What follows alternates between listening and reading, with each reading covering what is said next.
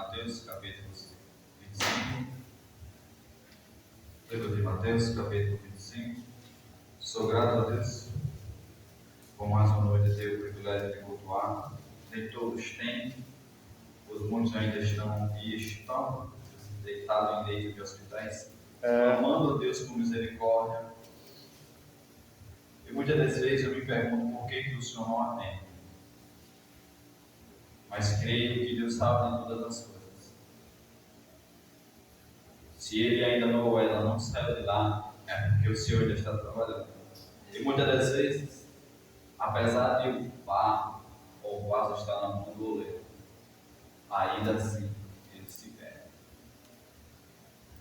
Glória a Deus. Livro de Mateus, capítulo 25, verso 1, diz assim a palavra do Senhor. Então o reino dos céus será semelhante a 10 virgens que, pegando as suas lamparinas, saíram a encontrar-se com o noivo. 5 delas eram prudentes e 5 imprudentes e 5 prudentes. As imprudentes, ao pegar as suas lamparinas, não levaram óleo consigo, mas as prudentes, além das lamparinas, levaram óleo nas vasilhas. O 5 a gente segue. E como o noivo estava demorando, todas ficaram sonolentas e adormeceram. Senta logo no nome de Jesus. Aleluia. Glória a Deus. Glória a Deus. Glória a Deus. Jesus, ele se assenta em meio ao templo, até mesmo em meio às ruas de Jerusalém, e muitas das vezes, para que haja entendimento a todos que estejam ouvindo, ele falava parábola, fazia contos, e a parábola é uma narrativa, é um verbo, uma história verídica, que serve como um alerta para o espírito, servir como um aviso, ou até mesmo uma exortação àquele povo a se voltar.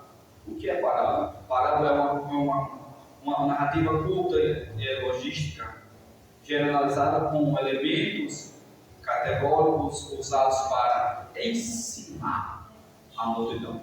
Jesus se assentava muitas das vezes no monte das oliveiras ali, e ao invés de ele pregar a lei de Moisés, ele criava um texto, uma história, trazendo a lei de Moisés para com o povo, para que todos que estivessem ali ao redor pudessem entender, porque nem todos entendiam ou compreendiam a lei de Moisés, tinham uma maneira errônea de interpretar a lei. Certo tempo, Deus resolve pegar elas em meio à praça pública, o homem está despido e ressalta a lei. Se fosse nos dias atuais de hoje, irmão, era um escândalo grande para o evangelho.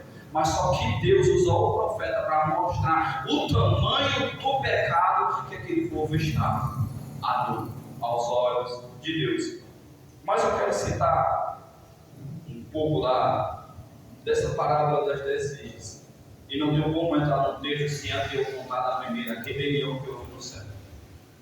Aonde o querubim Giro, conhecido por Lúcifer, se rebelou contra Deus, atentando em seu coração, dizendo que consigo mesmo subirei ao mais alto das estrelas e me assentarei e me igualarei ao Deus Altíssimo. Isso era o coração de Lúcifer, hoje conhecido por Satanás.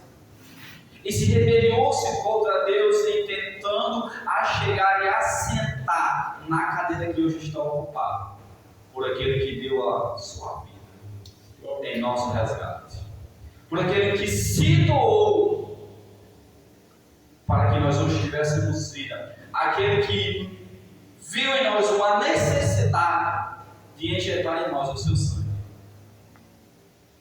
Então Lúcifer, ele faz uma rebelião, e assim alguns anjos, ouvindo a ele a falar e a citar, se voltaram contra o Deus e aceitaram a a proposta deste anjo, que o anjo querubim ungido, que quando ele andava, segundo alguns livros e a Bíblia diz que saía música quando ele andava. Não era necessário que o anjo de luz abrisse a boca, só bastava ele andar no meio do jardim do Éden e só música saía de dentro de si e engrandecia o nome de Deus. Nesse aspecto ele já era semelhante ao Altíssimo por um propósito. Não é necessário que Deus muitas vezes fale, só a presença, entender que Ele está no ambiente, eu já sinto, eu já posso o engrandecer em minha vida. Qual é o primeiro fato? É que eu estou a respirar, que eu estou a andar. Então Lúcifer não tinha para que querer se assentar em uma cadeira que não era dele. Glória a Deus por isso. Mas Deus sabe de todas as coisas. E assim, a Bíblia diz que como a cauda de um dragão foi a mão de Deus a expulsar Lúcifer do céu e a tornou a jogar sobre a terra. Essa foi a primeira guerra celestial. Nós dizemos muito que estamos vivendo os últimos dias da igreja sobre a terra.